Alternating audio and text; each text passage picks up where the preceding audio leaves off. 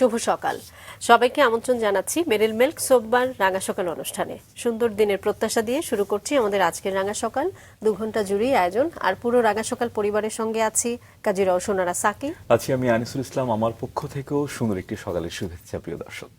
শুভ সকাল তোমাকে। শুভ সকাল আনিস, কেমন আছো? ভালো আছি, তোমার পাশে বসলে একটু বেশিই ভালো থাকি। বাহ, আমিও কিন্তু তাই সবসময়। তোমরা যারা থাকো আমার পাশে, আমার ভীষণ ভালো লাগে। কারণ আমার তোমাদের কাছে কাছ মনে থেকে। হয় যারা মন থেকে ভালো মানুষ তারা সত্যিকার অর্থেই ভালো মানুষ।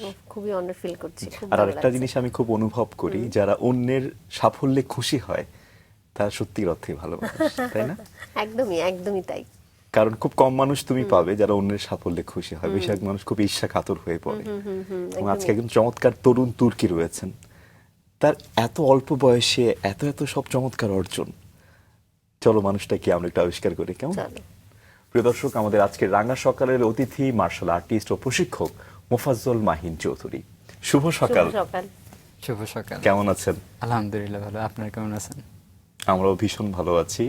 যে সময়টা যাচ্ছে আপনার, আপনি একজন মার্শাল আর্টিস্ট এবং প্রশিক্ষক, চমৎকার সব সফলতা, বিশেষ করে দেশের বাইরে, কেমন লাগছে সময়গুলো? বিষয়গুলো আসলে অত্যন্ত গর্বের বিষয়, এবং এই পর্যায়ে আসতে পারাটা আমি নিজেকে অনেক গর্বিত বোধ করি। আসলে এত কম বয়সে, এবং আমি আমার চিন্তার বাইরে ছিল এই বিষয়গুলা, যে আমি এত কম সময় এতগুলা ডেজিগনেশন এবং এতগুলো অ্যাচিভমেন্ট করতে পারবো। আমার সবচেয়ে বড় প্রাপ্তি হচ্ছে আমার শুভাকাঙ্ক্ষীগুলা। এই বাহ। শুভাকাঙ্ক্ষীগুলা আমার ম্যাক্সিমাম সময় আমাকে সাপোর্ট দিয়ে আসতেছে, তাদের অবদান অনেক, এবং আজ আমি যা তাদের মাধ্যমেই।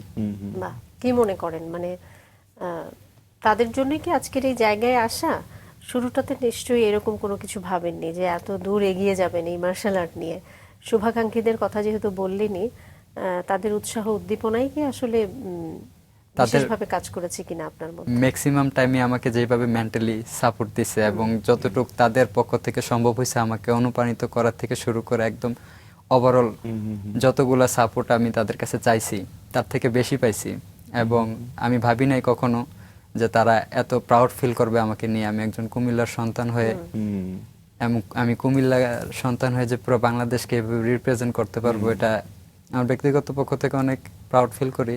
আমার বাসা, আমার স্কুল, কলেজ, আমার যে শিক্ষকগুলো ছিল, আমার কলেজের যে সহপাঠীগুলো ছিল, তারা যেভাবে আমাকে নিয়ে যে প্রাউড ফিল করে, এটা আসলে আমার জন্য অনেক গর্বের বিষয় যে আমি নিশ্চয়ই। কুমিল্লার হয়ে আমি নিজের বাংলাদেশকে রিপ্রেজেন্ট করতে পারতেছি এবং আন্তর্জাতিক পদক অর্জন করতে পারতেছি। নিশ্চয়ই নিশ্চয়ই এটা একটি গর্বের বিষয়। আপনার আসলে সাকি, আমাদের সমাজে এত অসঙ্গতি, এবং আপনি কুমিল্লার সন্তান, তার মধ্য দিয়েও আসলে আপনি যে সাপোর্টটা পাচ্ছেন, ভালো মানুষের সাপোর্টটা পাচ্ছেন, এটা অবশ্যই উল্লেখ করার মতো একটা বিষয়। তাই না? তুমি কি বলতে চাচ্ছিলে? একদমই, আমি সেটাই বলছিলাম যে কুমিল্লার বাগেচাগাঁওয়ে জন্ম, মানে কুমিল্লা শহরে এটা বলা যায়। আমারও কুমিল্লা শহরে জন্ম, সেজন্যই বলছিলাম। এবং আপনি কুমিল্লার প্রায় 650 ছেলে মেয়েকে প্রশিক্ষণ দিয়েছেন, যদি আমি ভুল না করে থাকি। কিন্তু আমরা চাইবো এটা দেশব্যাপী ছড়িয়ে যাক। অবশ্যই। এটার জন্য আপনার একটা অ্যাসোসিয়েশনও রয়েছে, বিস্তারিত আমরা জানবো, তাই না আনিস? কিন্তু একদম ছোটবেলাটা জানতে চাই, শুরুটা জানতে চাই। বাগিচাগাঁওয়ে জন্ম হয়েছে, সেখানে বেড়ে ওঠাটা, মার্শাল আর্টের সঙ্গে আপনার সম্পৃক্ততা তৈরি হওয়া, সবকিছু মিলে একটু জানতে চাই আজকে। শুরুটা আসছিল আপনার, আমার ম্যাক্সিমাম টাইমে আমি জন্ম হওয়ার পরে আমার দাদা রেলওয়ের ইঞ্জিনিয়ার ছিল। আচ্ছা। আমরা রেলওয়ে কোয়ার্টারে ছিলাম, কুমিল্লা রেলওয়ে স্টেশনে কোয়ার্টারে ছিলাম, সরকারি বাংলোতে। তো ওই সময়টা আমি প্রাইমারি স্কুলে যখন পড়ালেখা করি, তেমন একটা খেলাধুলাতে ইনভলভ ছিলাম না। আমার কাকা তারার সাথে বাসায় অনলাইনে ব্যস্ত ছিলাম।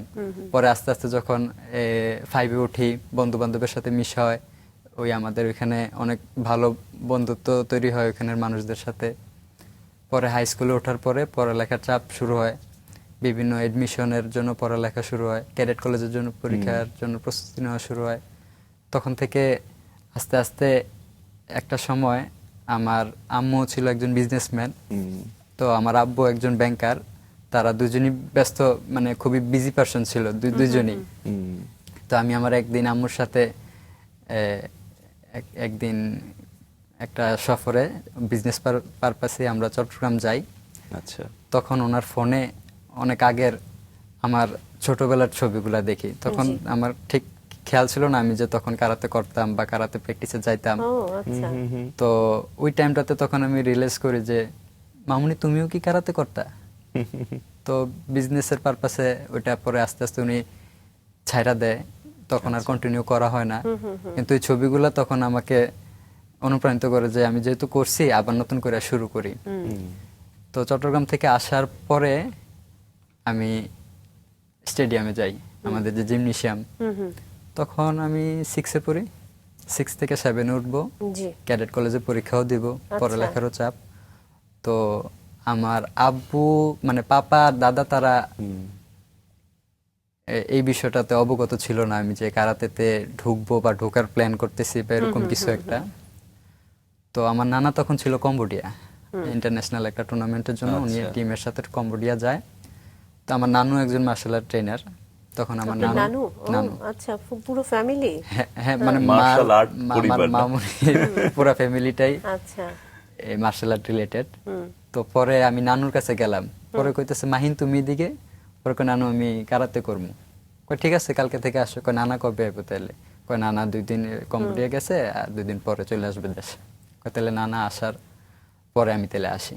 এই 2 দিন পরে আসা হয়, আমার ডেটটা এখনো খেয়াল আছে, ডিসেম্বরের 15 তারিখ। সালটা হয়তো বা খেয়াল নেই, 6-এ তখন কোন সালে জানি পড়ি, 6 থেকে 7-এ উঠবো।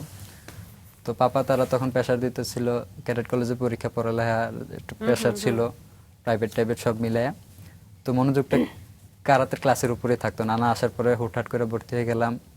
তো তখন আমার আব্বু মানে আমার দাদা দাদুকে অবগত না আমি যে কারাতে প্র্যাকটিস করি। আচ্ছা একদিন প্র্যাকটিস কি শুরু হয়ে গেছে, প্র্যাকটিস কিন্তু শুরু হয়ে গেছে, বাবা জানছে না। কেউই জানে না। আমার বাবু তখন ট্রান্সফার খুব সম্ভবত নোয়াখালী ছিল, মানে ব্যাংকার ছিল, ওইখানে ট্রান্সফার ছিল। তো একদিন শুক্রবারে আমার বাসার নিচে থেকে আমার বিছনার নিচে থেকে উনি নানচাকু পায়।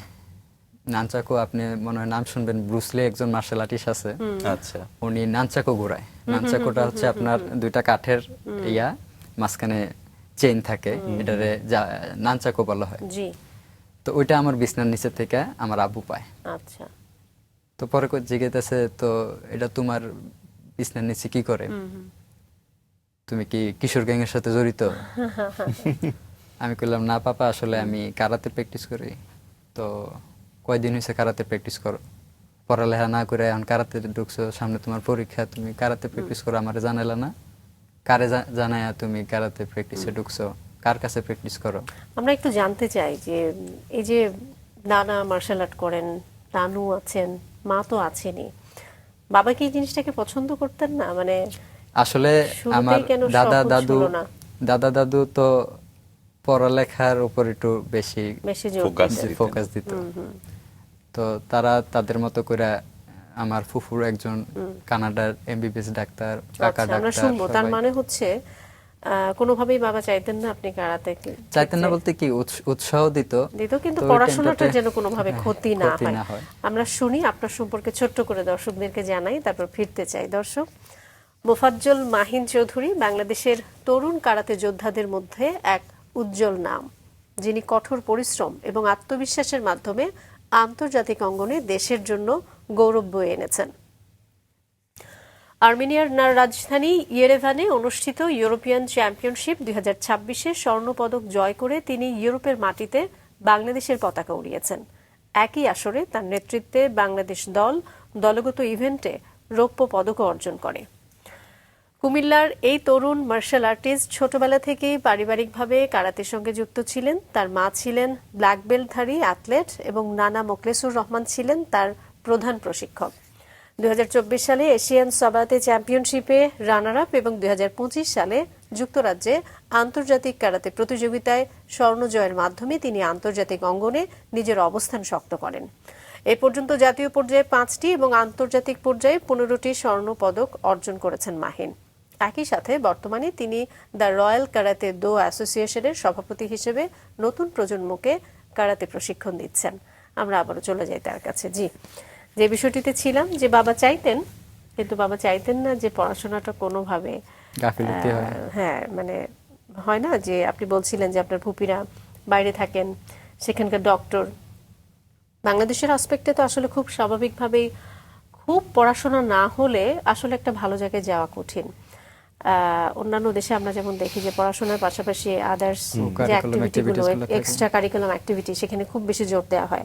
আমাদের দেশে আসলে এই পর্যায়টা এখনো তৈরি হয়নি, হয়তো সেই জন্যই বাবা চাইতেন না। এবং দেশের বাইরে আসলে তুমি যেটা পারো সেটাতেই ফোকাস করো, ওই প্রায়োরিটি জায়গাটা আসলে থাকে। কিন্তু আমার একটা প্রশ্ন আছে, সেটা হচ্ছে মানে এত ছোটবেলা থেকেই পারিবারিক পরিবেশের কারণেই কি কারাতে আমিও শিখতে চাই এই ধারণাটা জন্ম নিল, নাকি এমনিতেই আসলে ওই যে রক্তের যে টান, যে সবাই আসলে অ্যাক্সিডেন্টলি কারাতে আসলে family? আমারও ছবিগুলো দেখে মনে হচ্ছিল যে আমি কারাতে যেহেতু করছি, কারাতেটা আবার শুরু করি।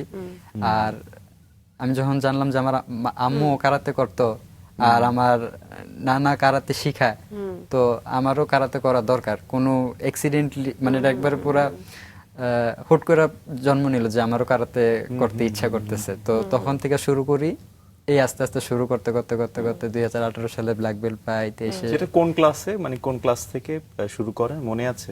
এই তো Six 6 থেকে হ্যাঁ। কিন্তু আসলে তো আপনি কারাতে করেন খুব ছোট ছোটবেলা থেকে, থেকে, ছোট মানে থেকে। যখন ছোট আপনার তখন- মনেও পড়ছে না। হ্যাঁ, এই- এবং আমার আরেকটা জিনিস মনে হয়েছে আজকে এখানে বসে যে সব সন্তানরাই মাকে ভীষণ রকম অনুকরণ করে, কিন্তু ছেলে সন্তানরা মনে হয় একটু বেশি বাবার পাশাপাশি। খুব নেওটা হয় হ্যাঁ হ্যাঁ হ্যাঁ, একদমই মায়েদেরকে খুব বেশি অনুকরণ করা বা মায়েরা কি করছে সেটাকে অনুসরণ করা, এটা মনে হয় ছেলেদের মধ্যে একটু বেশি হয়। কারণ আপনি যে কথাগুলো বলছিলেন যে ক্লাস 6 এসে আপনি আসলে নতুন করে শুরু করলেন, কিন্তু আপনি তো আসলে করেছেন একদম সেই ছোটবেলায়, এবং সেই ছবিগুলো আপনাকে নতুন করে অনুপ্রেরণা দিয়েছে যে মা করছে, মায়ের সঙ্গে আমি করেছি, আমি করতে চাই। জি, তো ক্লাস 6 থেকে আপনার নতুন করে শুরু হলো, প্রধান প্রশিক্ষক হলেন নানা। আচ্ছা, সেই গল্পটা একটু শুনি। আসলে নানা আছে আমার প্রধান প্রশিক্ষক, আমি শুরু থেকে ওনার কাছে প্র্যাকটিস করি। পরে আমরা 2018 সালে প্রথম ন্যাশনাল চ্যাম্পিয়নশিপ খেলি। প্রায় 28 জনের একটা টিম কুমিল্লা থেকে চট্টগ্রাম ডিভিশন হয়ে আপনার ঢাকাতে আসে ন্যাশনালের জন্য। আচ্ছা, তখন আমরা 18 সালেই আচ্ছা, প্রথম যখন ন্যাশনাল খেলি, আমি 2 ইভেন্টে 2টা স্বর্ণপদক পাই। মেয়ে যান তখন আপনি কোন ক্লাসে পড়ছেন? 9-এ উঠছি হয়তো। ও আচ্ছা, 9-এ উঠে গেছেন। হ্যাঁ। আচ্ছা, 9-এ ওঠা অবধি একটু জানতে চাই যে ক্লাস 6 থেকে শুরু হলো। এখানে তো অনেকগুলো ধাপ আছে, white belt, yellow yellow belt, belt, তারপর কি ব্ল্যাক, নাকি তার আগে আরো একটা টোটাল আছে? 8টা বন্ধনী আছে আচ্ছা ব্ল্যাক বেল্ট। আচ্ছা, এই পর্যায়গুলো একটু শুনতে চাই। যখন থেকে আপনার শুরু হলো, আপনি কতদিন লাগলো, কতদিন সময় লাগলো হোয়াইট বেল্ট পেতে, ইয়েলো বেল্ট পেতে, একটু যদি জানতে চাই, আমরা একটু একটু করে শুনতে চাই। শুরু থেকে যখন শুরু করি তখন মাঝখানে অনেক গ্যাপ ছিল। এই যখন 6 থেকে শুরু করি তখন ওদিকে আবার করোনার টাইম ছিল, মাঝখান থেকে ইউজ পরিমাণ একটা গ্যাপ ছিল, আমার যাওয়া হয় না। কিন্তু আমি অনলাইনে আমার প্র্যাকটিস কন্টিনিউ করতাম। আমার প্রশিক্ষণ নানাও তখন অনলাইন ভার্চুয়াল ভাবে প্র্যাকটিস করাতো। আচ্ছা, তারপর আপনার অনলাইনের মাধ্যমে করতে করতে তখন 3 মাস অবধি পর পর আমরা বেল্ট টেস্ট হতো 3 মাস পর পর। যেমন আচ্ছা। হোয়াইট বেল্টের পর ইয়েলো বেল্ট 3 মাস পর, ইয়েলো বেল্টের পর অরেঞ্জ বেল্ট 3 মাস পর, তারপর আবার 4 মাস পর, 5 মাস পর, এরকম ভাবে। তো আমি 18-র শেষে আমি আনঅফিশিয়ালি ব্ল্যাক বেল্ট পাই, যেটা বাংলাদেশ কারাতে ফেডারেশনের স্বীকৃত না। আচ্ছা, কুমিল্লা আমার নানার যে ব্যক্তিগত অ্যাসোসিয়েশন, কুমিল্লা যে অ্যাসোসিয়েশন, ওটার মাধ্যমে আমি আনঅফিশিয়ালি ব্ল্যাক বেল্ট অর্জন করি 2018 সালে। 2022-এর শেষে তখন আমি কুমিল্লাতে বাংলাদেশ কারাতে ফেডারেশনের কর্তৃক একটা ব্ল্যাক বেল্ট পরীক্ষা হয়।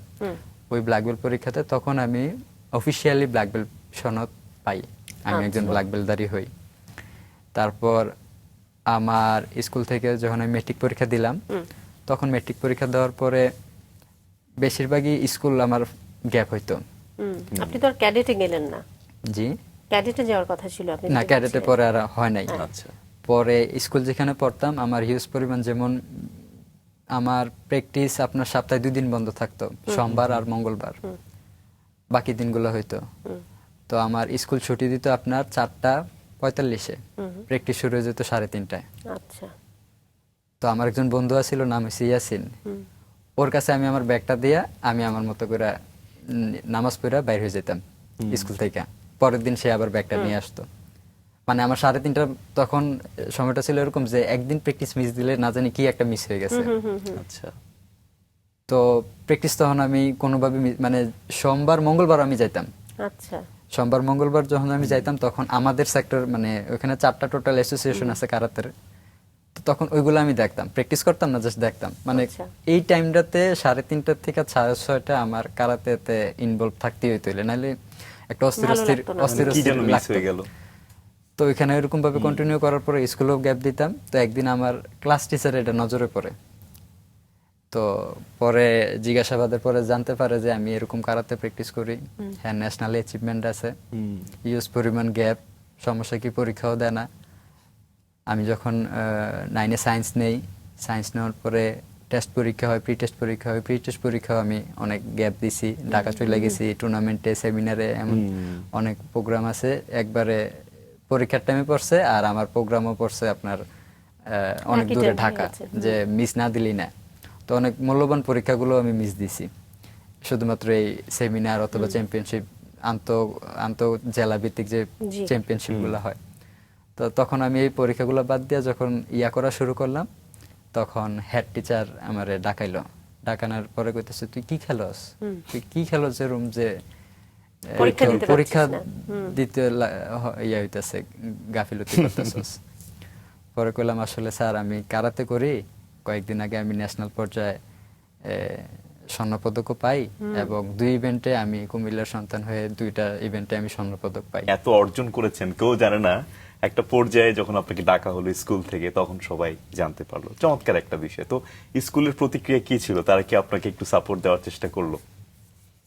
আমি স্কুল লাইফে স্কাউট করতাম। আচ্ছা। তো আমার স্কাউটের যে স্যার ছিল আরবুর রহমান স্যার, ওই বিষয়টা হেড স্যারের মাধ্যমে উনি জানতে পারে যে কুমিল্লার একজন, কুমিল্লা হাই স্কুলের একজন ছেলে আছে, হ্যাঁ নাকি ন্যাশনালে গোল্ড পাইছে, তুমি কি এই বিষয়ে কিছু জানো? পরে কইলাম না আমি তো এই বিষয়ে অবগত না, আমি জানতাম শুধু হ্যাঁ স্কাউট করতো 16 ডিসেম্বর 26শে মার্চ আমরা সাথে থাকতো, দ্যাটস ইট, এটুকুই জানি আমরা। পরে যখন ক্লাস টিচার এই বিগত রেকর্ডগুলো দেখালো, তো ক্লাস গ্যাপ ও তো প্রি টেস্ট পরীক্ষাতে ঠিক মতন পরীক্ষা দেয় নাই, মেবি এই বিষয়গুলো যখন জানতে পারে, তখন আমার আব্বুর কাছে নোটিশ যায় যে আপনার ছেলে তো এরকম এরকম, ক্লাস টাস তেমন করে না, পরীক্ষাও মিস, আপনি জানেন এই বিষয়ে অবগত আছেন কিনা? তো তখন পরে আবার আমার নানারে ফোন দিল, মানে আমার আব্বুর মামা লাগে, তো ওনারে ফোন যখন দেওয়ার পরে বলতেছে কারাতে যে ও করতেছে, তো কারাতে কি হেরে বাদ দিব? কারাতে তো হেরে বাদ দিত না। তো হ্যাঁ প্র্যাকটিস কি এখন দরকার আছে, হ্যাঁ তো সামনে মেট্রিক পরীক্ষা দিব, 9 থেকে 10 ওঠা একটা বহুত চাপের বিষয়, পড়ালেখার একটা বিষয়, তো আপাতত হ্যাঁ প্র্যাকটিসটা অফ করে দেন। আচ্ছা। প্র্যাকটিসটা অফ করে দেওয়ার পরে যখন পরীক্ষা শেষ হইব, তখন তো একটা বিউজ পরিমাণ সময় পাবো রেজাল্ট আসার আগ পর্যন্ত, তখন আবার শুরু করেন।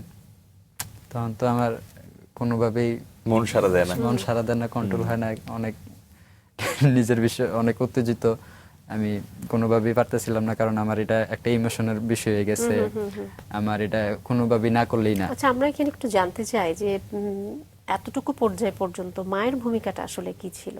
মা কি চাইতেন বা মা কি বলতেন? আসলে এই বিষয়ে মনে হয় অবগত করা হয় না আপনাদেরকে। আচ্ছা, আমরা আসলে জানি বিষয়টা।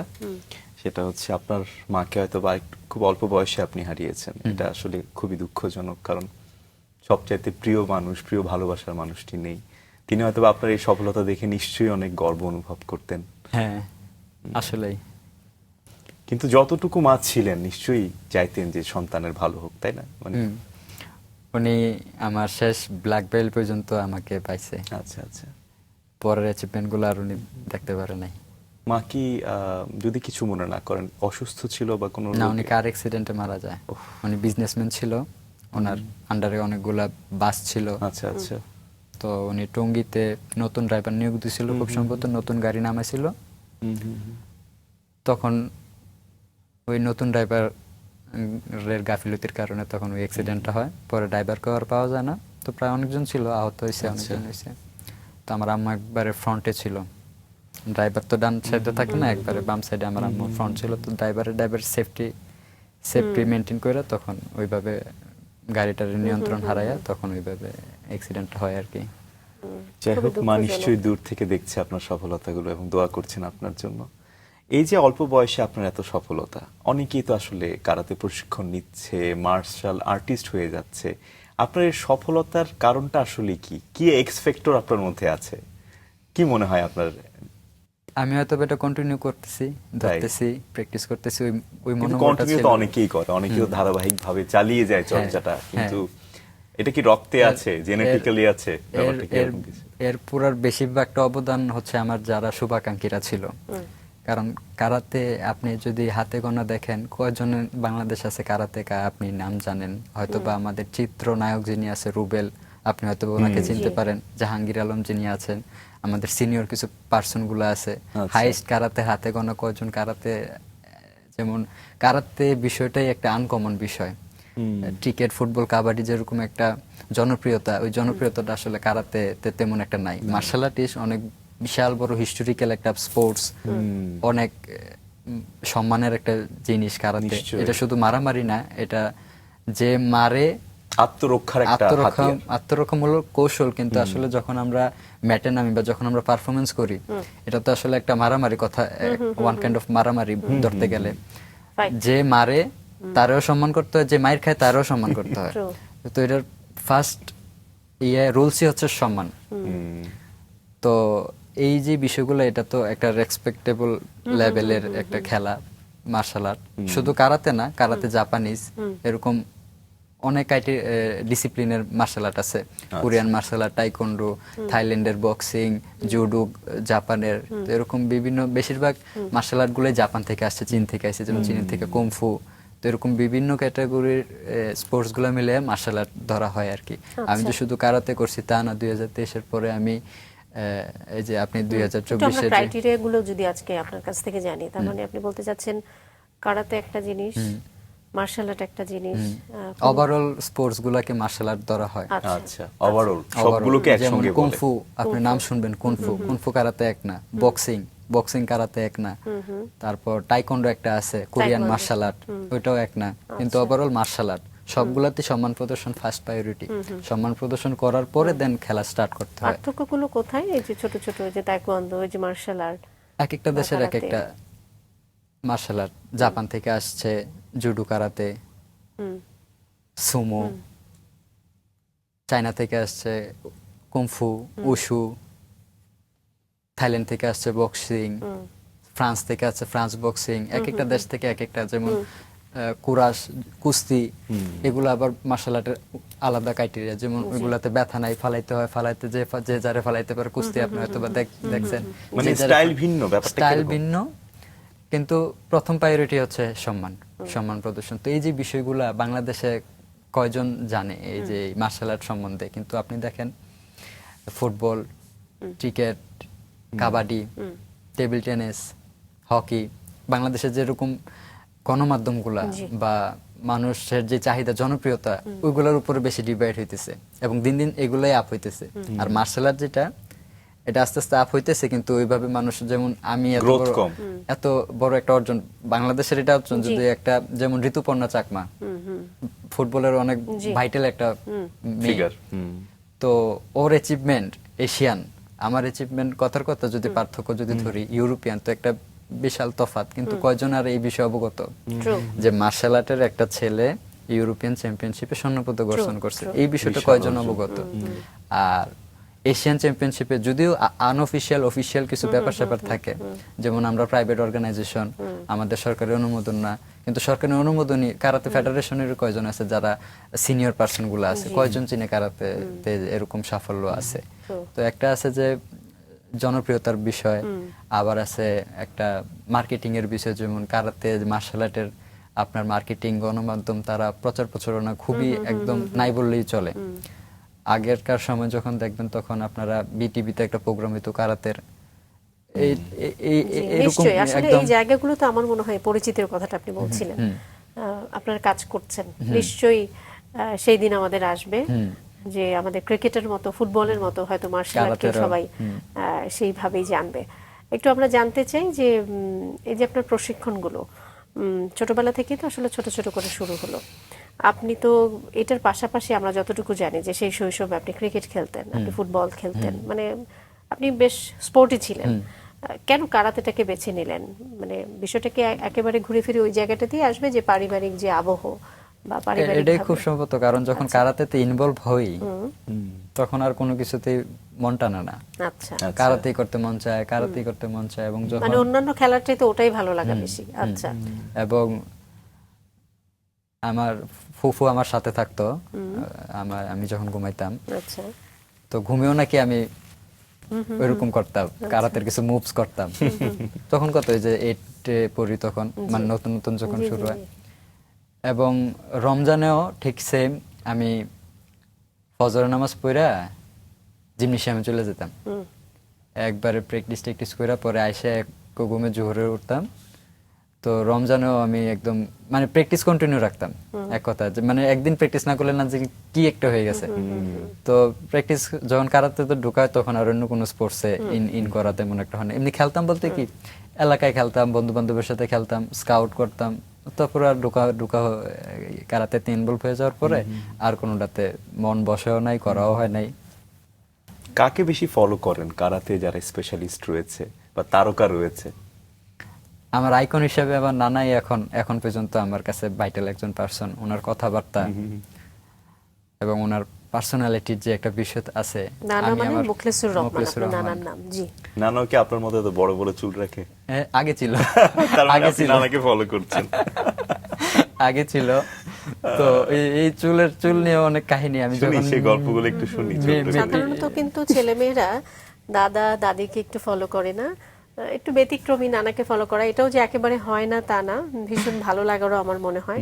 জি, একটু জানতে চাই। তো চুলের যে বিষয়টা, আমি যখন ক্লাস 10-এ উঠমু তখন আমার মনে টানলো যে চুলগুলা বড় লাগলে হয়তো ভালো লাগবো, কারণ মার্শাল আর্ট করি, মার্শাল আর্টের বেশিরভাগ ভাইটাল পার্সন গুলারই দেখছি যে চুল বড় থাকে। তো আমিও চুল বড় রাখমু। আমি একটা দরখাস্ত লিখছি আচ্ছা, যে আমি স্কুলে? স্কুলে হেড টিচার যে আমারে ডাকছিল যে তুই কি এরকম করো, কইছিল যে হেড টিচার। সাহসও ছিল আপনার তো চুল আমি- রাখার জন্য, একেবারে অ্যাপ্লিকেশনে চলে তুমি গেছেন ভাবো আপনি। সাকি, এটা আসলে মানে এমন ব্যাপারটা ঘটছে, নিশ্চয়ই। ভাবাটাই চমৎকার। পরে আমি একটা অ্যাপ্লিকেশন লিখছিলাম যে স্যার, এটা তো একটা সুন্নতের কাতারে পরে আচ্ছা, চুল রাখা? আমি বাবরি, হ্যাঁ, আচ্ছা, বাবরি চুল বাবরি রাখমু। তো আমার দিকে এক দৃষ্টিতে প্রায় 1.5 মিনিট তাকায় রইছিল। কই তুই চুল বাবরি রাখবি? ডাকাইলো ইয়ারে ইমাম সাহেবরে। ইমাম সাহেবরে ডাকায়া কই হাতে বলে চুল বাবরি রাখবো। পরে আমার দিকে এমনি তাকাইয়া আমার স্কুলের যে প্যান্টটা ছিল ওই প্যান্টটার টাকটু নিচে আসিল। আচ্ছা, আর তোর তো প্রথমেই বাদ, তুই নামাজ পড়ছস আজকে কয় ওয়াক্ত, তুই চুল বাপি রাখবি। পরে মানে আমাদের স্কুলের সাথে এদিকে ক্যান্টিনের সাথে এই কি জানি কয় সেলুনের দোকান। ওই তখন এট এ টাইম সবকিছু এট এ টাইম হইতেছে। এই ইমাম সাহেবরে ডাকো, এই সেলুন ওনারে ডাকো। তো ওই সেলুন ওনারে ডাক দিছে। ও আবার মানে আমাদের হাই স্কুল আবার খুব স্ট্রিক্ট, আবার সুনামধন্য। তো ওই যখন পিটি হইতো জি। একটু 19-20 9-10-এর বাচ্চারা তো চুল বড় রাখে। তো আমার সেক্টরটা আবার ওই বেড়াতারা না, জাস্ট চুলগুলা বড় থাকবে, বাবরি থাকবে, দ্যাটস ইট। আচ্ছা, তো ওই সেলুনওয়ালারে আইনা কি করছে, আমার চুলগুলা সবগুলা 1 করে দিছে। আচ্ছা, আচ্ছা। এক মেশিন যে আছে পুরো 1 করে দিয়ে। দিছে। খারাপ লাগেনি আপনার? তো আমি তো ভাষা নাই, কয়টাও সুন্নত। তুই যে বাবরি রাখতে হইলে এটাও যেমন সুন্নত, এই একবারে চুল সব সমান রাখা এটাও একটা সুন্নত। এই না তোর সুন্নতের কাতারে আমি আপনি করে দিলাম। চুলটা রাখতে চাচ্ছিলেন আসলে কেন? শুধু নানাকে দেখে নাকি নানা না না, মার্শাল নানা আর্ট রাখতো করেন? না, মানে মার্শাল আর্ট যারা করে তারা বেশিরভাগই দেখতাম চুল আচ্ছা, বড় আসলে রাখতো। দেখো আমাদের দেশের ছেলেমেয়েরা এত পরিমাণ মেধাবী, আমি এই জন্য বলছি যে কতটা অবস্ট্রাগলের মধ্য দিয়ে তাদের মানে যুদ্ধ করে করে এগিয়ে যেতে হয়। এই যে চুল রাখাটা না, এটাও এই যে একটা টাকনুর সমস্যা হয়ে নিচে দাঁড়ালো না? প্যান্ট পরলাম কি পরলাম না, কি আমি শর্ট প্যান্ট পরলাম কি অন্য কোনো প্যান্ট পরলাম, এটা আসলে পৃথিবীর কোনো দেশেই না বদার করে না। বদার মানে করে না। একদমই এটাকে আসলে আমার ক্যালিভারটা কি, আমি কোথায় ভালো করতে চাচ্ছি, সেখানেই আসলে গুরুত্ব দেয়া হয়। কিন্তু আমাদের দেশে এই ছোট ছোট এত বিষয় সেই শৈশব জীবনে এত বেশি মানে কি বলবো নেগেটিভলি প্রভাব ফেলে, মানে সেগুলোকে উতরে যে আমাদের ছেলেমেয়েরা এগিয়ে যায়, এটা আসলে বিশাল ব্যাপার। এবং বিশাল এই যে ব্যাপার। তুমি বলছিলে যে কৈশোর থেকে যে যৌবনে পদার্পণের যে সময়টা, এই 9-10 এর যে সময়টা, এটা কিন্তু একটা ছেলে বা একটা মেয়ের জন্য কিন্তু অদ্ভুত একটা অ্যাডভেঞ্চারাস, সবকিছু অদ্ভুত সুন্দর, সবই ভালো লাগে। তো আসলে এই ধরনের পদক্ষেপ নেওয়ার মধ্য দিয়ে কোথায় যেন তাদেরকে একটু দমিয়ে রাখার চেষ্টা থাকে, তাই না?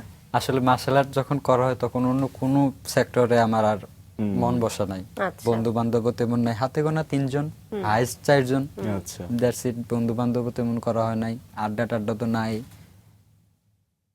মানে কোনো কোথাও আর মন বসে না যখন এই মার্শাল আর্টটা আমি ইন করি। আচ্ছা। হয়তোবা মার্শাল আর্টটা কেউ শখের বসে করছে যে আমিও মারামারি করবো, হয়তোবা কেউ রাস্তায় মাইর খাইছে, মাইর খেয়ে জিদ দিয়ে কারাতে শিখছে বা মার্শাল আর্ট করছে যে আমিও এর শেষ কারাতে শিখে মারমু। তো ওইরকম ভাবে আর কারাতেটা আমার ঢোকা হয় না। আমি জাস্ট ঢুকছি, দ্যাটস ইট, মনে লাগছে আমি কারাতে করছি তো ধরছি, পরে আর একবারে এটাতেই সবকিছু আমার ইন হয়ে গেছে। ভালোবাসাটা ছিল। ভালোবাসাটা ছিল। জি। তো পড়াশোনাটাকে মোটামুটি ঠিকঠাক ভাবে এগুলো নাকি? পরে আমি ওইখান থেকে মেট্রিক পরীক্ষা দেওয়ার পরে অনেক বড় একটা গ্যাপ ছিল। তো স্কুলের প্রায় ম্যাডাম স্যার যারা ছিল সবাই আর আমারে ওই চুলের ইয়ার পরে বেশিরভাগই মানে আমার নাম যে মাহিন, জি। এই মাহিন নামে কেউ চিনতো না। আচ্ছা। হয় ক্যারাটি, এই কিরে ক্যারাটি, কি অবস্থা তোর, এই ভান্ডারি, ওই চুল যে বড় রাখতাম এই ভান্ডারি। স্যাররা বেশি মানে স্যাররা আমার যথেষ্ট পরিমাণ আদরও করতো। আচ্ছা। আর হ্যাঁ রে, এই আরে মারিস না, আরে মারলে কি লাগবো, স্টিল বুড়ি, কারাতে করে। তার মানে ভালোবাসা ছিল, অনেক শিক্ষকদের ছিল। ভালোবাসা আমার ছিল যে আপনার ক্লাস প্রতি। টিচার ছিল, আমি হাই স্কুলে পড়ছি 3 বছর, 9 নিউটেন তারপর 10, এই 3 বছরই পড়া হয়েছে। 3 বছরের যে ভালোবাসা আমাকে তারা দিছে এবং এটা আমি আজীবন মনে রাখবো। এবং আমাদের যে স্পোর্টস টিচার, যার কাছে আমি স্কাউট করতাম, যথেষ্ট পরিমাণ আমার অনুপ্রেরণা দিছে। এবং আমার স্কুল কলেজের যেমন মনে করেন প্রবেশপত্র দিত না, স্কুলের পরীক্ষাগুলা যদি স্কুলগুলোর ক্লাসগুলো যদি আমি না করতাম, ম্যাক্সিমাম স্টুডেন্ট প্রবেশপত্র আটকে রাখতো, কিন্তু তারা জানতো যে ও তো কোনো একটা লেভেলে আছে, ও একটা কিছু করে। হাই স্কুলে আবার তখন আমার একটা নিউজও অনেক সুন্দর করে তারা করতে পারতো তার পেজে, যে কুমিল্লার একজন ছাত্র একটা পদক পাইছে, তো তার পেজে তখন অন্যান্য স্কুলের তারাও দেখতো। তো এরকম ভাবে তখন কম বেশ মানুষ আমার স্কুলের তারা চিনে। আচ্ছা।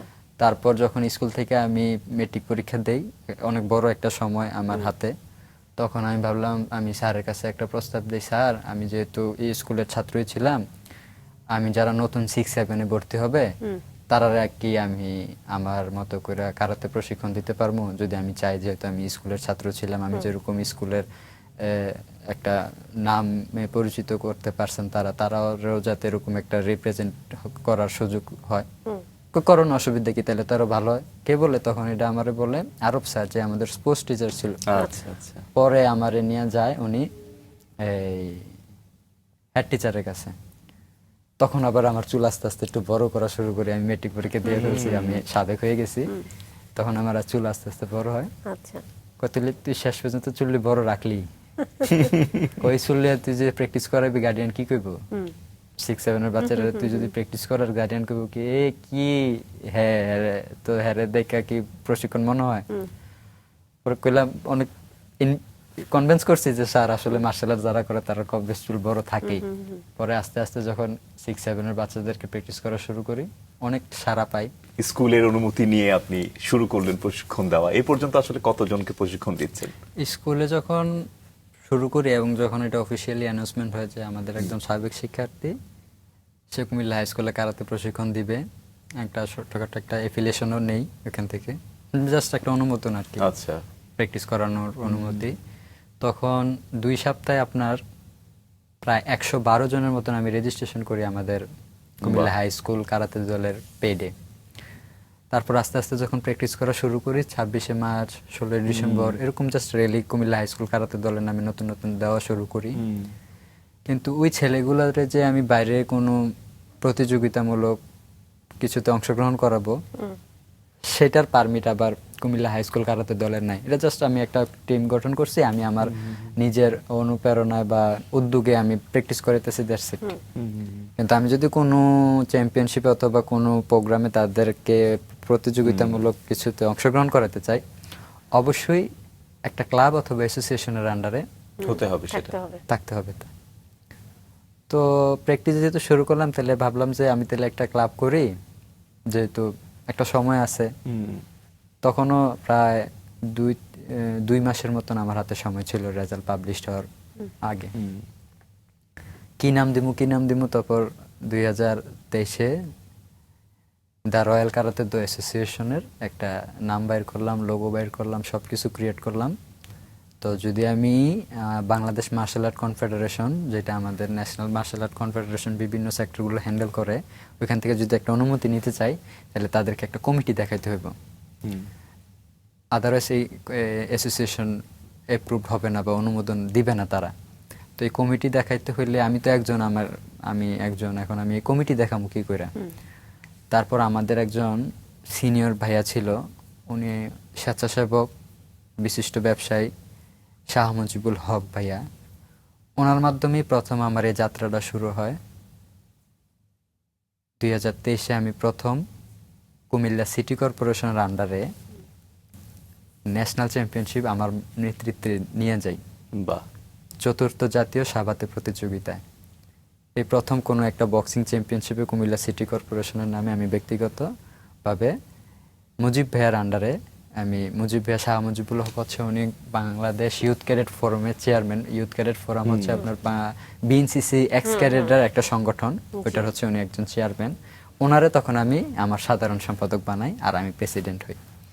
প্রেসিডেন্ট হওয়ার পরে at a time president, at a time coach, at a time কর্মকর্তা থাকা যায় না। তখন আমি কি করলাম, যেহেতু মুজিব ভাইয়া একজন অনারেবল পার্সন এবং খুব নামি দামি ব্যক্তিত্ব, ওনার মাধ্যমে আমি কুমিল্লা সিটি কর্পোরেশনের যিনি সাবেক মেয়র ছিল ওনারে আমি প্রেসিডেন্ট করি এই রয়্যাল কারাতে দো অ্যাসোসিয়েশনের। এবং সিটি কর্পোরেশনের যত সুযোগ সুবিধা আছে সব উনি আমারে দেওয়া শুরু করলো। এই প্রথম যখন সিটি কর্পোরেশন থেকে একটা টিম ন্যাশনালে আমি নিয়ে যাই এই কুমিল্লা হাই স্কুলের শিক্ষার্থীদেরকে, তখন এটা অনেক বড় নিউজ আকারে পাবলিশ হয় কুমিল্লাতে, যে কুমিল্লার একজন সাবেক শিক্ষার্থী কুমিল্লা হাই স্কুলের ছাত্রদেরকে নিয়ে ন্যাশনাল টুর্নামেন্টে পার্টিসিপেট করতেছে। এবং ওদিকে আমি নিজেও পার্টিসিপেট করছি। তো আমার বিগত 2018 সালে তো 2টা স্বর্ণপদক অলরেডি ছিল। এই চ্যাম্পিয়নশিপে আমি নেতৃত্বও দিয়েছি এবং পার্টিসিপেন্টও করছি। ওদিকে বাংলাদেশ আনসারের সাথে আমি স্বর্ণপদক অর্জন করছি। তো এই তখন আমার টোটাল 3টা স্বর্ণপদক হয়। পরে আবার অ্যাটেন্ড করছি। এবং 2023 সালে একটা আন্তর্জাতিক প্রতিযোগিতায় অংশগ্রহণ এটা একবারে শেষে আমার নানার সাথে ইন্ডিয়ার কলকাতায় যাই। তখন আমার নানুও যায়, খালামুনিও যায়, প্রায় 35 জনের একটা টিম কলকাতা যাই আমরা, 35 জন অভিভাবক সহ তারা। তখন ওদিকেও আমি প্রথম আন্তর্জাতিক লাইভ কোনো প্রোগ্রামে স্বর্ণপদক পাই, তাও 2 ইভেন্টে। একটা হয় প্রদর্শনী আর একটা হয় ফাইট, 2 জন যেভাবে ফাইট করে কারাতেতে। তো ওই 2 ইভেন্টে আমি স্বর্ণপদক অর্জন করে এই প্রথম আমি এই আন্তর্জাতিক পর্যায়ে স্বর্ণপদক পাওয়া শুরু করলাম লাইভে। তারপর আসার পরে এই ক্লাব থেকে শুরু করে কলেজে ভর্তি হওয়া শুরু হলো। কলেজে ভর্তি হওয়া যখন শুরু হলো তখন 5ই আগস্টের পর সব কিছু উলটপালট হয়ে যায়। ফেডারেশনের কোনো কমিটি নাই, সিটি কর্পোরেশনে কেউ নাই। আমারও যেহেতু সিটি কর্পোরেশনের সভাপতি আমি মেয়রে করছি, এদিকে একটা হিউজ পরিমাণ ঝামেলা, কারণ ওদিকে অনুমোদনের বিষয় আছে, সবকিছু মিলে একটা যা অবস্থা। তখন 5ই আগস্টের 1-1.5 মাস পরে বাংলাদেশে একটা আন্তর্জাতিক প্রতিযোগিতা হয়। 6টা দেশ ওদিকে আসে। আচ্ছা। বাংলাদেশি ভেন্যু পড়ছে যশোরে। তো কোনো চ্যাম্পিয়নশিপে অ্যাটেন্ড করতে গেলে বা কোনো আন্তর্জাতিক পর্যায়ে অ্যাটেন্ড করতে গেলে অবশ্যই কারোর মাধ্যমে যাইতে হবে। সরকারি প্রতিষ্ঠান, জেলা ক্রীড়া সংস্থা, ক্লাব। তো আমার তো ক্লাবে কেউ নাই, সিটি কর্পোরেশনেও কেউ নাই। কি করি এমনি অপশন ছিল। তো আমি ভাবলাম, আমি যেহেতু সরকারি কলেজে উঠছি, আমি তখন কলেজে ফার্স্ট ইয়ারে উঠছি, আমি কলেজের নামে খেলবো, সরকারি কলেজের আন্ডারে আমি খেলবো। তো সরকারি কলেজে তো কারাতের কোনো দল নাই। আচ্ছা। তো তখন আমার চুল আস্তে আস্তে অনেক বড় হওয়া শুরু করে, অনেক বড়। তো আমি যখন স্যারের কাছে গেলাম, স্যারের পরিচয় দিলাম, তো উনি আমার আব্বুরে আবার অনেক ভালো করে, আমার আম্মু আব্বুরে সবারই চিনতো, আনোয়ার স্যার, আনোয়ারুল হক স্যার। ওনার মাধ্যমে আমি প্রিন্সিপালের কাছে যাই। প্রিন্সিপালের কাছে যে আমি সব উপস্থাপনা করি যে আমি একজন অ্যাথলেট, আমি ইন্টারন্যাশনাল পর্যায়ে একটা পার্টিসিপেন্ট অংশগ্রহণ করব, জাস্ট আপনার একটা ফরওয়ার্ডিং লাগবে, আপনার সহযোগিতা লাগবে, দ্যাটস ইট। উনি রাতারাতি তৎক্ষণাৎ বসে একটা ফরওয়ার্ডিং করে দিল যে অমুক ক্যাটাগরিতে মাহফুজুল মাহিন চৌধুরী সরকারি কলেজের শিক্ষার্থী খেলবে, জাস্ট এর 3 ঘন্টা 4 ঘন্টার ভিতরে কুমিল্লাতে একটা নিউজ হয়, কুমিল্লার লোকাল টিভি যেগুলা, কুমিল্লা 24, কুমিল্লার কাগজ, যে কুমিল্লা সরকারি কলেজের শিক্ষার্থী আন্তর্জাতিক পর্যায়ে টুর্নামেন্টে অংশগ্রহণ করবে। জি। আচ্ছা, এটা ব্যাপক সাড়া পায় কুমিল্লায়। এটা কোনটা, যুক্তরাজ্যে যখন না, যাচ্ছেন? এটা হচ্ছে বাংলাদেশে বাংলাদেশে ছিল, হয়েছে। বাংলাদেশে ভেন্যু পড়ছিল 2023-এর শেষে অথবা 24-এ যশোরে ছিল না ওটা? যশোরে ছিল। এই নিউজটা এত সাড়া পাইছে যে এই ছেলেটাকে তো কুমিল্লা সরকারি কলেজে ব্যাপক একটা সাড়া পাওয়ার পরে যেই প্রিন্সিপাল আমারে ফরওয়ার্ডিং দেয়, ওই প্রিন্সিপাল এর 2 দিন পরে রিটায়ার্ড হয়ে যায়, নতুন প্রিন্সিপাল আসে। জি। তো যে নতুন প্রিন্সিপাল আসে, ওই প্রিন্সিপাল আবার আমার আব্বুর খুব ঘনিষ্ঠতা সম্পর্ক ছিল। পরে ওই আমার প্রিন্সিপাল আমার আব্বুরে ফোন দেয় যে তোমার কি কোনো বড় ছেলে আছে? কয় জি আছে। কয় সে কি কোনো খেলা খেলে? কয় হ্যাঁ খেলে, তো কারাতে করে। এই কোনো প্রিন্সিপাল থেকে আমার আব্বু কোনো ভালো কোনো খবর পাইলো। অন্যান্য সমত যে ক্লাস মিস দেয়, প্রায় পরীক্ষা দেয় না, বকস দুনিয়ার কাহিনী।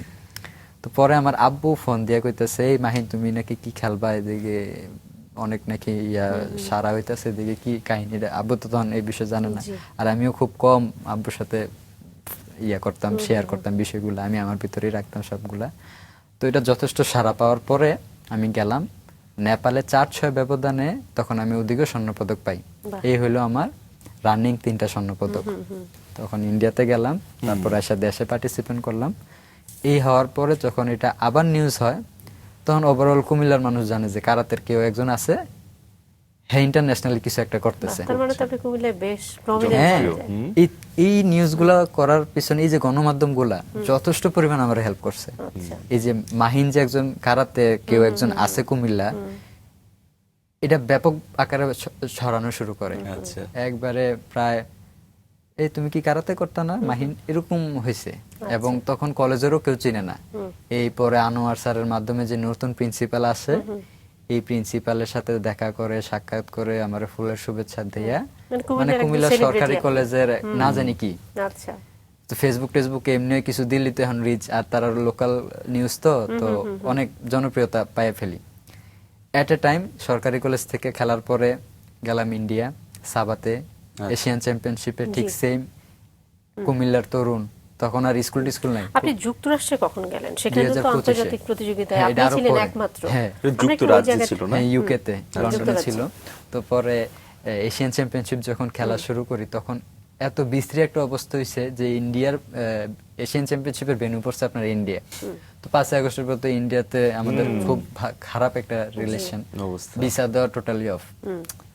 তো একটা প্লেয়ারের একটা প্রিপারেশন থাকে যে আমি খেলবো, চ্যাম্পিয়নশিপে অ্যাটেন্ড করব, মেন্টালি ফিজিক্যালি সব। তো এমন টাইমে বিষয়গুলো হয়েছে, কালকে খেলা, আজকে পর্যন্ত আমাদের ভিসা হয় নাই। ও, মানে আমরা যে কালকে খেলবো, ইন্ডিয়া যে যাব, হুম। আমাদের ভিসার কোনো কনফার্মেশন নাই। আজকে হচ্ছে শুক্রবার, তারপর শনিবার রবিবার আমরা খেলা। তো সিনিয়রের খেলা হয়তো বা সিনিয়রের খেলা একবার শেষ হয়, জুনিয়র ক্যাডেট থেকে শুরু হয়। শুরু।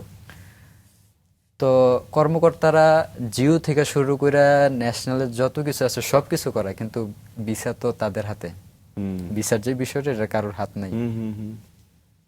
8টা বা 8:30টার দিকে, তখন শুক্রবার, আচ্ছা, যমুনা ফিউচার পার্ক থেকে আমারে ফোন দিছে যে আপনার ভিসা হইছে, আপনি পাসপোর্ট নিয়ে যান। ও, বাহ, 8টা বিশাল 8:30 একটা দিকে। অবস্থা। আচ্ছা। তো কালকে খেলা, আজকে আমার রাত 8টায়, আপনি তখন কুমিল্লায়? হ্যাঁ, কুমিল্লা না, আমি তখন নারায়ণগঞ্জ সেমিনার করে একটা সেমিনার, আমরা আশা ছাড়া দিছি আমরা খেলা, হবে না। এই খেলাটা আমরা ধরতে পারবো না। তো আমি নারায়ণগঞ্জে আরেকটা সেমিনারে গেছি, আমার মতো করে সেমিনার করে নারায়ণগঞ্জ থেকে মাত্র চাষারা সাইনবোর্ডে আসছি, কুমিল্লার বাসে যাবো, এমন টাইমে ফোন দিছে।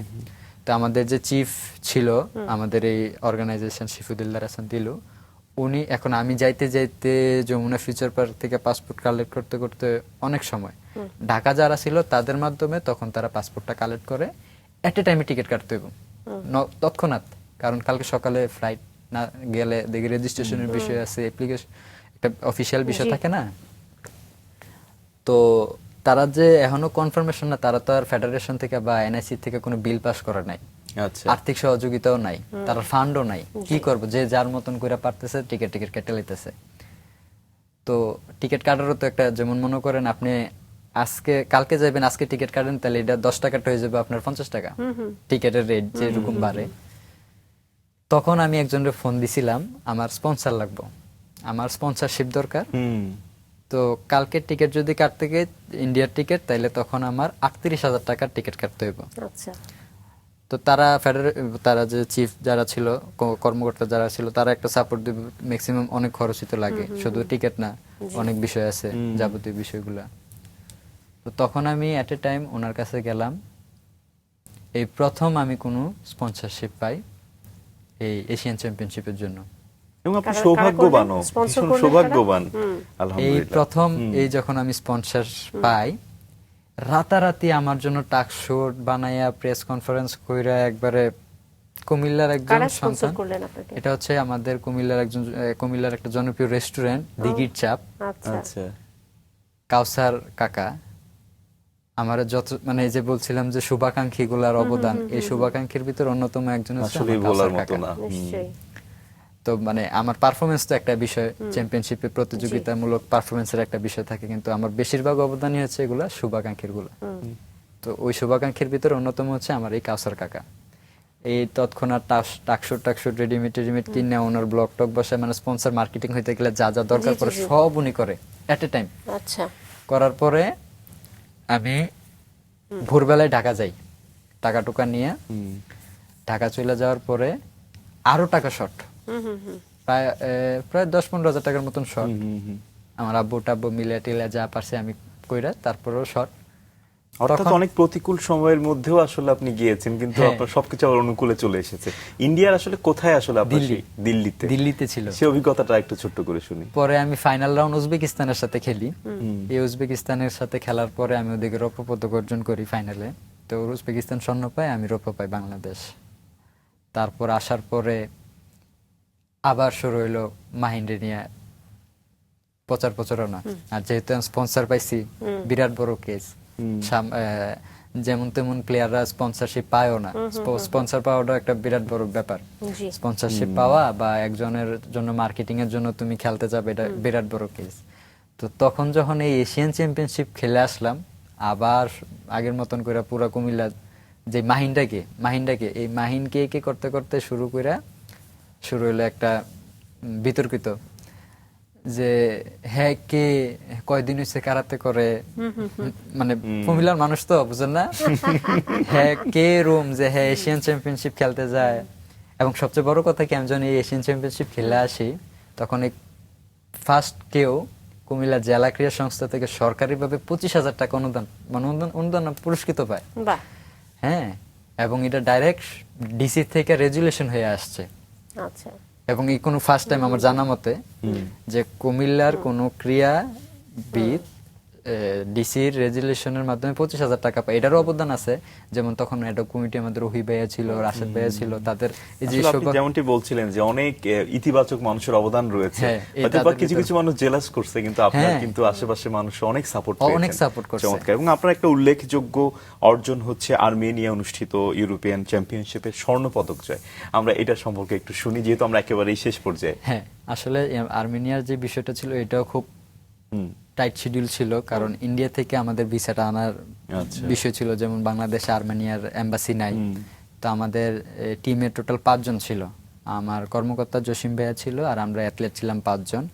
তো এই অ্যাথলেটের ভিতর একজনের মানে ইন্ডিয়াতে যাওয়া এখন টোটালি একটা কঠিন হিউজ বিষয় পরিমাণ ছিল। হ্যাসেলের বিষয় এবং বিরক্তর বিষয় ভিসা নিয়ে। তো আমাদের পুরা আর্মেনিয়ার যত না খরচ হয়েছে তার 3 গুণ শুধু ইন্ডিয়ার ভিসা, যে যে যে পরিমাণ আপনার এদিকে সিন ক্রিয়েট চলতেছে বা যে দালালি যেটারে বলে, তো এইটার সম্মুখীন হইয়া যাইয়া আস্তে আস্তে এটারও অনেক ছিল, বাধা বিপত্তি ছিল। তারপরও আমরা এই ভিসা করাইয়া তারপর আমরা যাই। তারপর আপনি গেলেন ওখানে, আসলে মানে কোন কোন দেশের সঙ্গে প্রতিযোগিতায় অংশ নিতে হয়েছিল? টোটাল 6টা দেশ ছিল। হ্যাঁ। Iran, Russia, Armenia, Bangladesh, Ethiopia. এই আমার সাথে ফাইনাল রাউন্ড ইথিওপিয়া পড়ছে। আর রাশিয়া, আর্মেনিয়া 6টা হয়েছে না, এই দেশগুলো এটা তো আপনার ব্যক্তিগত অর্জন নাকি হ্যাঁ, দলগত? না, দলগত ছিল। আমরা রৌপ্য পদক পাই, বাংলাদেশ টিম রানার আপ হয়, বাহ। ইরান চ্যাম্পিয়ন হয়, আর আমি ইথিওপিয়ার সাথে ব্যক্তিগত অর্জনে স্বর্ণ পদক পাই। এবং আমি একটা বেল্টও অর্জন করি, আমি যদি চাই। আচ্ছা, আমরা একটু বেলটা একটু হ্যাঁ, দেখতে চাই। এই বেল্টটা হচ্ছে, বাহ, এই বেল্টটা হচ্ছে কারাতের ফার্স্ট কোন কারাতের অ্যাথলেট যে কিনা এই বেল্ট পাইছে, টাইটেল বেল্ট পাইছে। অসাধারণ। আপনি যদি আমরা এটা একটু কোথা থেকে পেলেন আপনি? দেখাতে পারি। জি জি বলুন প্লিজ। এটা হচ্ছে আর্মেনিয়া থেকে, রাইট? আর্মেনিয়া জি, অনুষ্ঠিত ইউরোপিয়ান আমরা একটু চ্যাম্পিয়নশিপে দেখাই আমরা। দর্শকদেরকে। জি, আপনি এই আপনি বেল্ট এটা সাধারণত, আর্মেনিয়ায় গিয়ে অর্জন করলেন। জি আমরা এই জি। সাধারণত এই বেল্ট ইউএফসি বা এমএমএ বক্সিং যেগুলো আছে ওই অ্যাথলেট গুলো বেশিরভাগ এই বেল্ট গুলো পায়, কিন্তু আমি কারাতে করে ফার্স্ট অসাধারণ। কোনো একটা বেল্ট। এটাকে কি বেল্ট বলবো আমরা? টাইটেল বেল্ট বলে, কেউ Title belt। প্রফেশনালি বলে। যারা চ্যাম্পিয়ন হয় তারাই মূলত এই বেল্টটা অর্জন করে। আপনি তো চলে গেলেন ইংল্যান্ডে খুব সম্ভবত। 2025-এ। 25-এ। সেটা কি পড়াশোনার জন্য? পড়াশোনাকে টার্গেট থেকে নাকি খেলার জন্য? না, খেলার জন্যই। আচ্ছা, সেই অভিজ্ঞতার কথা একটু জানতে চাই। আমরা টোটাল 16 জনের মতন কর্মকর্তা সহ লন্ডনের জন্য অ্যাপ্লাই করি। তো আমরা শুধু 2 জন লন্ডনের ভিসা অ্যাপ্রুভ পাই, বাহ, আমি এবং আমার টিম স্পন্সর। আচ্ছা। এই লন্ডনের পুরা বিষয়টাই আমাদের যে এখন বর্তমান সেক্রেটারি আছে ইকরামুল হক, উনি এখন বর্তমান আমার সেক্রেটারি, এবং আমি বর্তমান দারোয়াল কারাতে অ্যাসোসিয়েশনের সভাপতি হিসেবে নিয়োজিত। জি, এবং আমি যার সাথে গেছি, আমার যে ম্যানেজার ছিল উনিও রয়্যাল কারাতে অ্যাসোসিয়েশনের সিনিয়র ভাইস প্রেসিডেন্ট হিসেবে নিয়োজিত আছেন। উনি আমার টিম ম্যানেজার এবং টিম স্পন্সর হিসেবে দায়িত্ব পালন করে কামাল উদ্দিন আহমেদ ভাইয়া। কোন কোন টিমের সঙ্গে আপনি খেললেন ওখানে আমার গিয়ে? খেলা ছিল ইংল্যান্ডের সাথে, আমার খেলা ছিল আচ্ছা। ফাইনাল রাউন্ড আমার ইংল্যান্ডের সাথেই খেলা হয়, এবং সেমিফাইনাল হয় আপনার ব্রাজিলের সাথে। ব্রাজিলের সাথে আমার খেলা হয়, তারপর ফাইনাল আমার ইংল্যান্ডের সাথে খেলা হয়। ওই ইংল্যান্ডের সাথে তখন খেলার পরে আমি স্বর্ণপদক অর্জন করি, চ্যাম্পিয়ন হই। বাহ। শুধু চ্যাম্পিয়ন হয়েছি তাও না, আমি যার মাধ্যমে, যে ফেডারেশনের মাধ্যমে আমি ভিসা ইনভিটেশন লেটার পাই, ওই ফেডারেশনে আমি একটা পরীক্ষাও দেই, এবং ওই পরীক্ষায় আমি সফলভাবে উত্তীর্ণ হয়ে আন্তর্জাতিক প্রশিক্ষক হিসেবেও স্বীকৃতি পাই লন্ডন থেকে। এবং এখানে থার্ড ডেন মানে ব্ল্যাক বেল্ট পাওয়ার পরে আপনার আরো কিছু স্টেপ আছে, ফার্স্ট ডেন, সেকেন্ড ডেন, থার্ড ডেন। ওই থার্ড ডেন পরীক্ষায় আমি উত্তীর্ণ হই ওই লন্ডন ওয়ার্ল্ড ফেডারেশন থেকে। ওই ওয়ার্ল্ড ফেডারেশনটার নাম হচ্ছে, এই যে আমার এই ফেডারেশনটা, চমৎকার। World Union of Martial Art Federation. আসলে আপনার গল্পটা ভীষণ ভীষণ অনুপ্রেরণাদায়ক, এবং সাকিও আমার সঙ্গে একমত পোষণ করবে যে আজকের সকালটা এতটা সুন্দর ছিল আপনাকে পেয়ে। যদি আরো অনেক সময় পেতাম গল্প করতাম নিশ্চয়ই। অনেক ভালো থাকবেন, আপনার ভবিষ্যৎ উজ্জ্বল হোক। ধন্যবাদ, অনেক ধন্যবাদ, শুভকামনা। অনেক অনেক ধন্যবাদ আপনাদেরকে ভাইয়া। ধন্যবাদ।